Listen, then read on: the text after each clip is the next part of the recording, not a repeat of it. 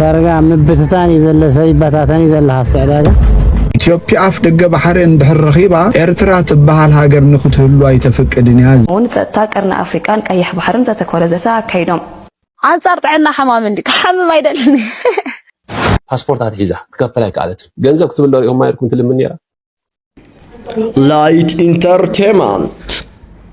የተሐድሽ ጥፍዓት ሰሜን አካባቢ የሚሰራ አጋንንታዊ ኃይል የትም ቦታ የለም። ሐድሽ ጄኖሳይድ ፊልም አክተሮች፣ ዘፋኞች ወደ ሰሜን የሚሄዱት ምን የሚጎበኝ ቦታ ጠፋኝ ሀገር አረ እየተዋወቀን እኛ አይናችን የተከፈተ ሰዎች ነን። እዛ ጀመረ ሞክ ፍጸም ዘለዎ ጥፍዓት ህዝብ ትግራይ በፓስተራት ናይ ብልጽግና እንደገና ይዝረባሉ።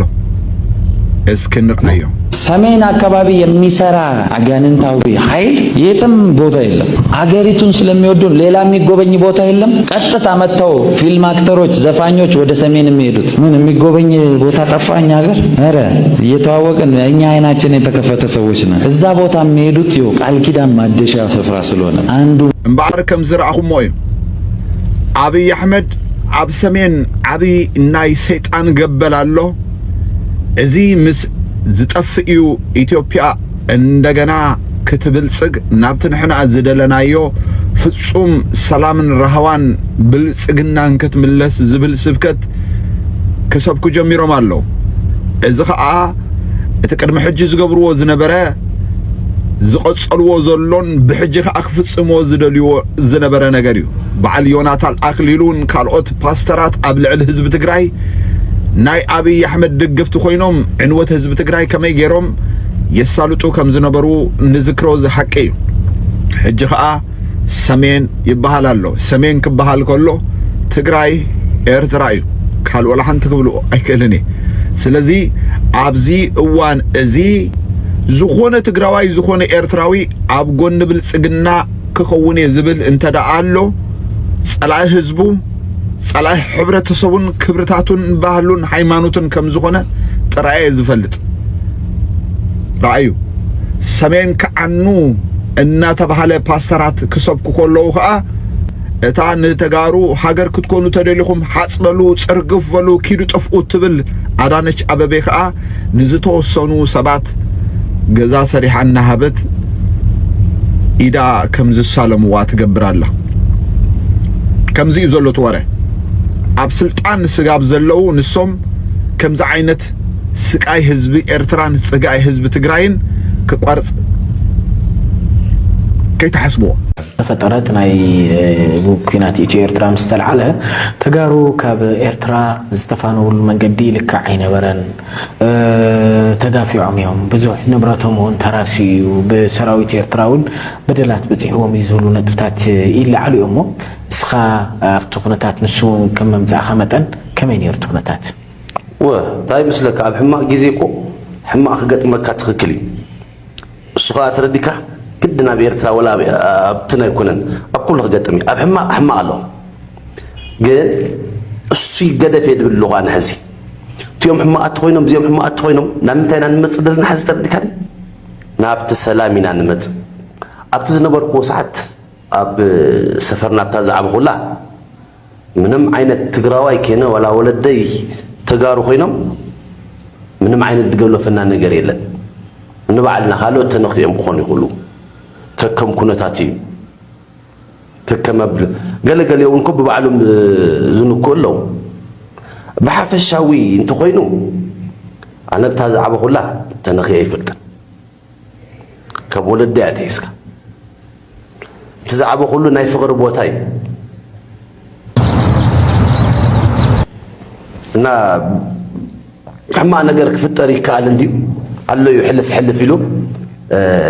እከለያ ከምዚ ኮይኑ እከለያ ከምዚ ኮይኑ እንደይበሃል እቲ መንግስቲ ድዩ ወላ እቲ ህዝቢ ድዩ ክትብሎ ኣይከኣልን ኣብቲ ሰዓት እዚ ድብለቕለቕ እዩ ድብለቕለቕ ስለ ዝኾነ በዲልኒ ክትብል ኣይትኽእልን እቲ ግዜ እዩ ዝብድል እምበር ሰብ ክብድል ኣይኽእልን ብኡ ኮይኑ ዝርዳእኒ በራ ብዞባ ጋዛብታ ዝዓበኹላ ኣነ ንባዕለይ ወላ ካብ ወለደይ ኣትሒዝካ ምንም ዓይነት ዝገጠመን ነገር የለን ኣጻሬ ባዕለይ እንዳው ቁርሽ خمال ሳይخفለና ንብታ ተማሃራየ ኢለ 4 ቁርሽ ያግለ እንዳልችላ ግዛም ዛዕኸፍ ኢለ ቀጥታ ኣፋሊና ዓደይ መጽ ማለት እንቶ ካልኦት ብሱራት ገለገለ ድመፁ ሰባት ነይሮም ልክ ከምታ ናይ አዲስ አበባ ነብቲያ ዝተገብረት ተቀባቢሎም ዳንበር ተቢሎም አይኮይና ይስማል ንባለ ማለት እዩ ጽቡቅ ንሽ ኮንካ ከመጽኻ ማለት መንእሰይ ለሃዞ መንእሰይ ኮንካ ከመጽኻ ሰው መንእሰይ ምስትምዃንካ ብዙሕ መንገላታት ዝገጠሞም ከማ መንእሰይ ከም ዘለው ብዝተፈላለዩ መንገድታት ይግለጽ ይስኻ ግን ጽቡቅ ከም ዝነበረን ሰው ክብድላይ ከለን ግዜ ይዝብድል ዝብል ረዚን ሐሳቡን ተለለለኻ ከመልካ ወለድኻ ተፈሪኻ ማለት ወለድኻ ተሪፎም ስኻብ ዝመጽኻ ከመይር ትምፍለላይ ኣነ ካብ ወለደይ ዝተፈለኹሉ ሰዓት ኣብታ ቤት ትምህርቲ ዝመሃራ ዝነበርኩ ሰዓት ማለት ሕዝና ካልእት ከይነብል ኢለምበር ኣብታ ቤት ትምህርቲ ዝመሃረላ ሰዓት ትግራዋይ ምዃነ ይፈሊጠ ኣሓፍር ነይረ استوصلوا سبعة متيم يقولون نيرو معنا هاي مالتي منا عديدو توسني بتغاي يقولوا لا واتقفا ودقفا سلازلو تقراواي ترى يكون نقففا ولا ارتراوني يتقفف ولا ارتراوي يتقفف ابتقفا نقول لها حدين حدد بهال نقر لنا تمسيخات تبلكا نقول لها ازغى حق من قصنا يتعديني من قصتي تقزاخا قديتا خاي اتي منغسي زوصو منغسي ኤርትራ زوصو كتغزا ግዴታ خاي ግዴታ እንደህር ፈጽምካ ኢኻ ጉቦኻ ክትረክብ ትኽእል ዲያቆን ዳንኤል ክብረት ይባሃል ባህረ ነጋሽ የነበረው ጣሊያን ገዛው ኤርትራ ሚል ስያሜ የሰጠው ኣብዚ እዋን እዚ ብዛዕባ ዓሰብ ብዛዕባ ባህሪ ኤርትራ ይዛረባሉ እዚ ሰብ እዚ ንተጋሩ ካብ ታሪክ ካብ ሕልና ደቅ ሰባት ክንሓኮም ኣለና ብምባል ስለዚ ተዛረበ መንግስት አሜሪካ በተአብ አዲስ አበባ ዘለው ኤምባሲ ገይሩ ንዑ ጥራይ ነቲ ዝተዛረብካዮ ዘረባ ጌጋ እዩ ዝብል መልስ መልስሉ ነይሩ በኋላ እነሱን የመሰለ ሰው እንዳይፈጠር መደረግ አለበት በምንም መልኩ እንደምታውቁት ሰይጣን ከወደቀ በኋላ ሰይጣን የሚመስል ሌላ አልተፈጠረም ከሰይጣን የመጨረሻው ሆኖ ይቀር እነሱ የመጨረሻው ሆኖ መቅረት አለበት ይሄን ሊደግም የሚችል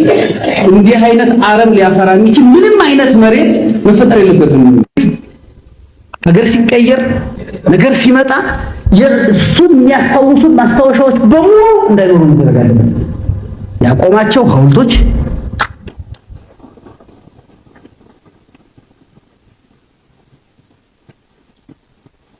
የሰየማቸው ስያሜዎች እሱ የጠራቸው ምን ያላቸው እሱን የሚያስታውሱ እናይ ትዝ እንዳይገኝ ማለት ነው ምንም ነገር ምንም እሱ መንገድ ስንሄድ አይተነው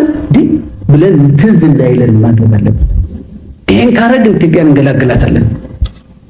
ከሆነ ግን ወያኔ ቁጥር አንድ ጠርቶ ወያኔ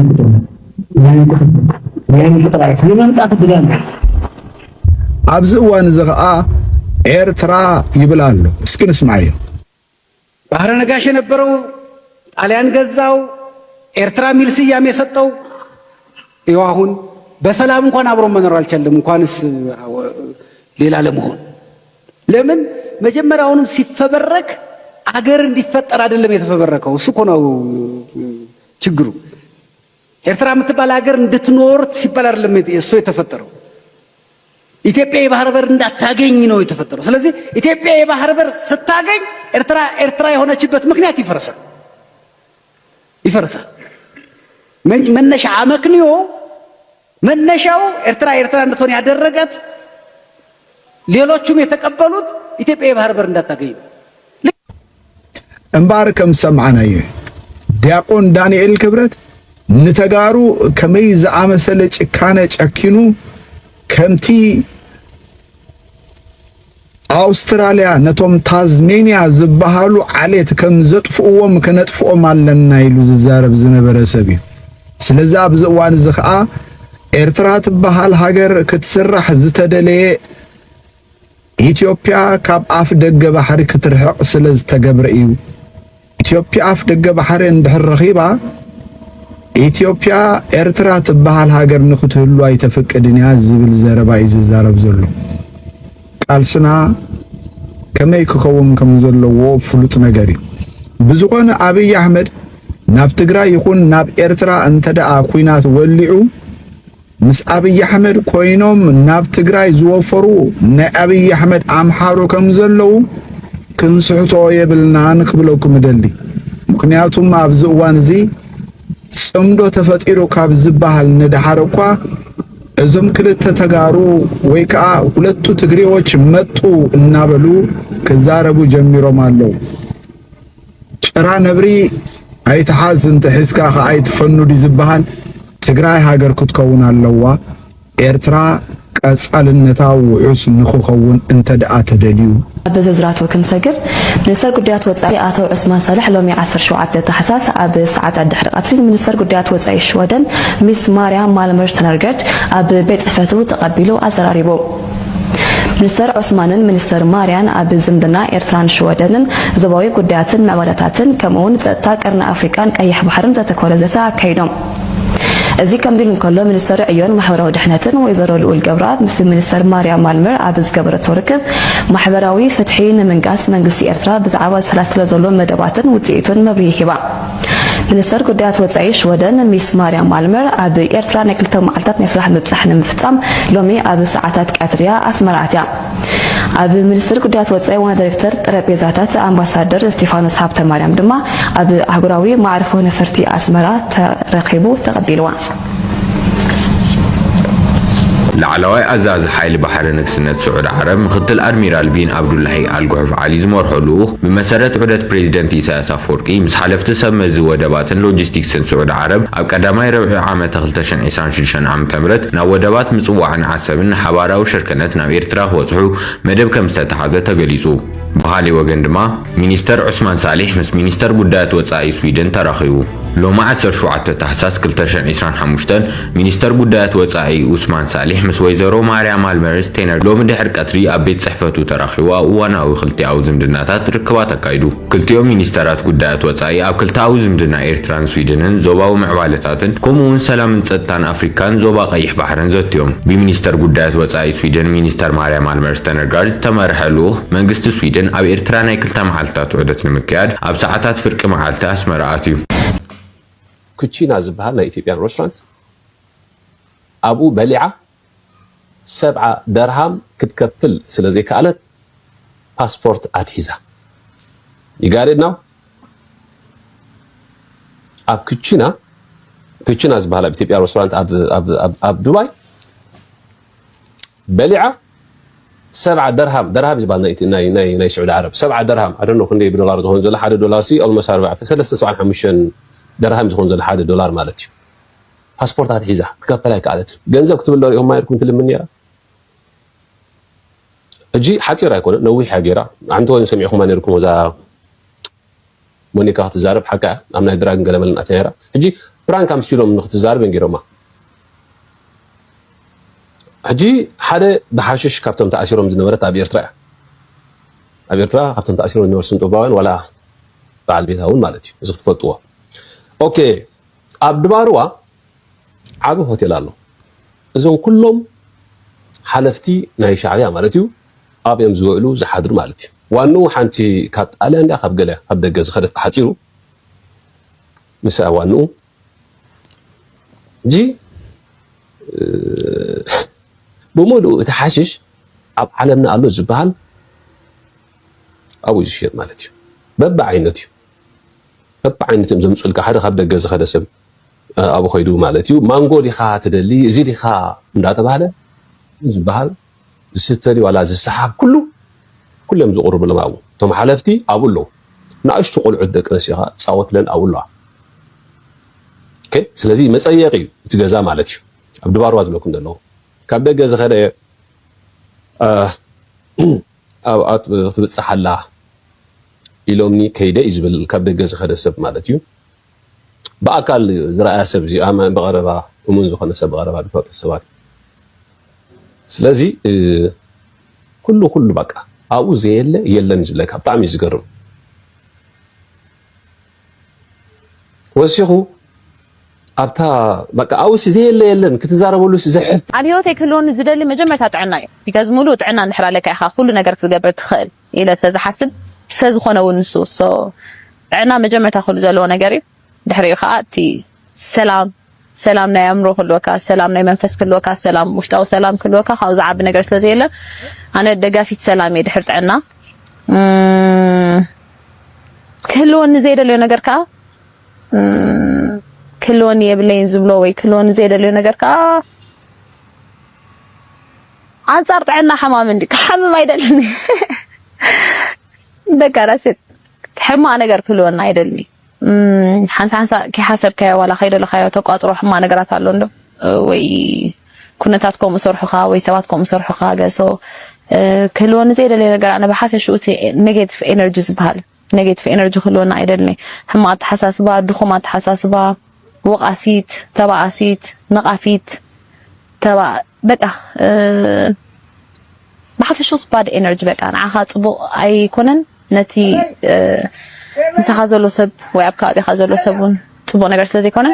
ኣይደልኒ ባድ ኤነርጂ ክህልወኒ ትፅምዶ ካፍቶም ኣብቱ ፅሑፍ ዝረኣኽዎም ማለት ፅምዶ ኢሉ እንተይኮነስ ሓድነት ወይ ከዓ ረክብ ህዝብታት ኢሉ ዝገልፆ ረክብ ህዝብታት ክንደይ ናይ ዝኣክል ከም ዝፈትሐ ትፈልጥዎ ኢኹም ዝባን ገደና ትሪእዎ ዘለኹም ከተማ ዝባን ገደና እዩ ከመይ ሓመድ ዝኾነ ከተማ ከም ምዃኑ ንሪእዎ ኣለኹም ኣይዓበየን ተኸባቢ ከመይ ዝበለ ፀገም ይበፅሖ ከም ዝነበረ ትፈልጥዎ ኢኹም እዚ ዕዳጉ ይገብረሉ እቲ ሰብ ሰላም ኮይኑ ሕዚ ኩናት የለነኡ ትሪእዎ ኣለኹም ዕዳጉ ይገብረሉ በቃ ኣብ ዕዳጋ እዩ ዕዳጋ እዩ ትሪእዎ ኣለኹ ከተማ ዝባን ገደና እያ እዚኣ ከመይ ጌርና ኢና እቲ ከተማና ምስሊ እቲ ከተማ ይመስል ማለት እዩ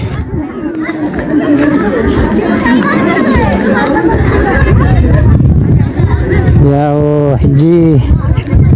ዳርጋ ምብትታን እዩ ዘሎ ሰብ ይበታተን እዩ ዘሎ ሃፍቲ ዕዳጋ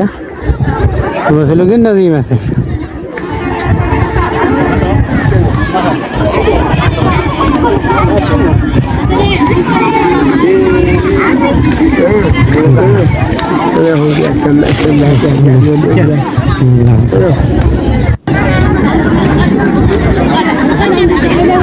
እዚ ከተማ ዝባን ገደና እዩ